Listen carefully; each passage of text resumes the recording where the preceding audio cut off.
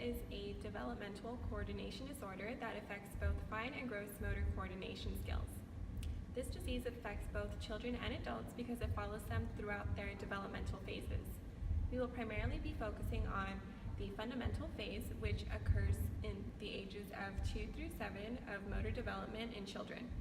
There are three primary forms of dyspraxia: motor, verbal, and oral.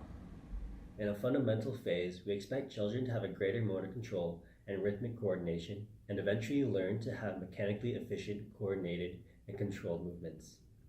Motor dyspraxia interferes with organizing and carrying out movements in a planned way, so children with dyspraxia lack basic coordination skills like catching, throwing, jumping, skipping, and will also have awkward posture when they run, walk, or even stand. Because of this delay in motor development, they may bump into people or things, drop objects while holding them, have trouble holding pencils to write or draw, and even struggle to play and interact with other children.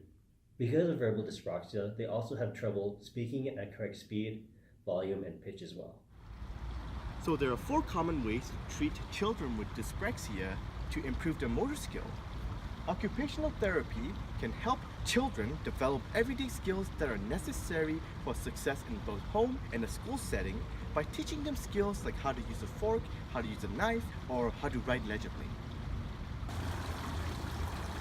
So the speech therapist can determine exactly where the child's difficulty lies so that they can determine the exact exercises that could help them improve their communication skill better. So there are also perceptual motor training that target the aspects of a child's language, hearing, listening, and motor skills, which provide tasks that are challenging but not so challenging that the child becomes frustrated. Lastly, physiotherapy can play a large role in the management of dyspraxia. Physiotherapists focus to improve the quality of the child's movement through exercises and games with the intent to improve self-confidence and self-esteem in their movement abilities. Many children with dyspraxia are misunderstood, whether it's because of their difficulty communicating with others or their educators being unaware of the symptoms of this disorder.